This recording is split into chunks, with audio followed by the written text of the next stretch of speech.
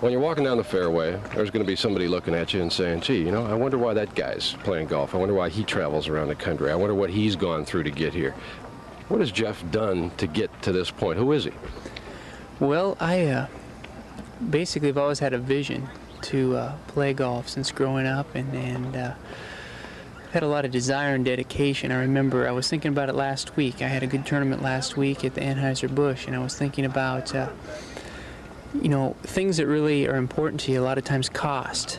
And I can remember being in position where I, you know, having a good tournament stuff and just saying to myself that, you know, I spent a lot of time practicing, and I really desired to do that and to, you know, to have the opportunity to compete, and it's kind of been instilled in me a little bit. So I just started focusing back on when I was a kid and sitting back in the putting green and putting and chipping and hitting balls, and a lot of times when other people maybe be out water skiing or even snow skiing in Seattle, that you know, I really had a vision to hit golf balls and play golf, and I really enjoy just, you know, watching the golf ball fly. And that may sound crazy, but I really like that. I really like the different emotions that a person can go through on the golf course, in terms of maybe excelling, in terms of controlling your mind and your body, and kind of, you know, like I read in the Bible the other day where you to buffet your body and make it your slave, you know, and so that's something that golf has really enabled me to work at. I haven't always been able to do it, but I've been working at controlling my heart, my mind, and my emotions, and plus it's been fun. I remember just like this week, Bob was caddying for me a few years ago, and we've kept in contact, and I stayed with some real nice people here a few years ago also. So that's fun also. Where does the vision lead in its biggest dream, or is it already here? Do you have to win to complete the vision? That's a real good question. As time goes on and you mature and things kind of change a little bit, I have a family and a great wife, and I have 3 kids, and I desire to win, you know, I really do. But I don't want golf to control me. I want to control golf. And it may sound crazy, but I think that the best players do that. They don't let it control them. They control that. And I don't want to control my family life or, you know, any aspect of who I am. So the vision really hasn't changed to win or things like that, but maybe my priorities have changed a little bit.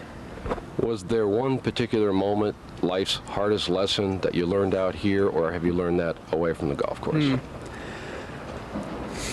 You're asking me some really good questions. I've learned a lot of lessons on the golf course, and probably the most important lessons off, though. But I think one, when you play golf for a living and you're playing on the tour, that a lot of times they mesh together. You know, I was talking about priorities and things, and I've learned in the last few years that golf is not the most important thing. Even last week, having a good golf tournament, and it was my biggest check in my career, almost $20,000, that I went back to my room, and my family had flown to Seattle. That's where I'm from originally. And I went back to my room, and I was by myself. You know, and I called my mother-in-law and just to tell her, because my wife was going to be there, and I mean, I just started, you know, kind of tearing up, and I could hardly talk because, you know, golf, I love it, and it's fulfilling, but it's not the fulfiller of my life. You know, those priorities have changed. The most fulfilling thing is, not to sound Joe spiritual or anything, but it's my walk with God, and then my family, and then golf.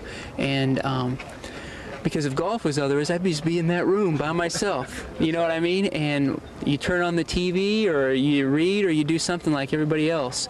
And nobody basically sees that aspect of a person. They see the guy walking down the fairway, all these people waving him, waving his hands. You know, and it's a great thing, and it's fun. It's fun to enhance people's lives and show them a good time, and everybody cheer together and things, you know. But it's kind of like, what's it all about, Alfie? You know what I'm saying? And life is more than that, you know. And I'm having a great time playing golf, and I love to live, and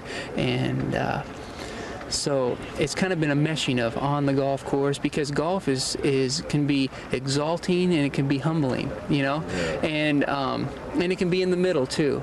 But you know, when you think about getting in the car and driving or flying or going to motels and stuff, you know, that's good for a while and stuff. But you know, I'm driven to play golf, and that's where I'm at, and I love it.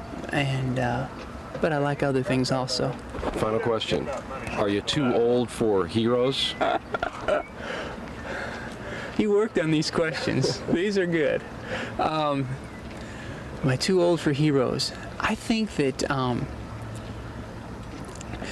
it's what I've done, I think, is maybe looked and gleaned things from other people's lives and games, you know. I think that I respect a lot of people, you know, a lot of golfers, and have a great respect for a lot of people that aren't golfers too, and try to emulate maybe some things in a lot of people's lives. I've been basically, it's been good for me just to look on the same plane, try to look on the same plane, not up or down, just on the same plane. I read a little article by Willie Stargell yesterday, you know, and he felt that way, just not to look up or down, but just on the same plane, and that's a good thing to do.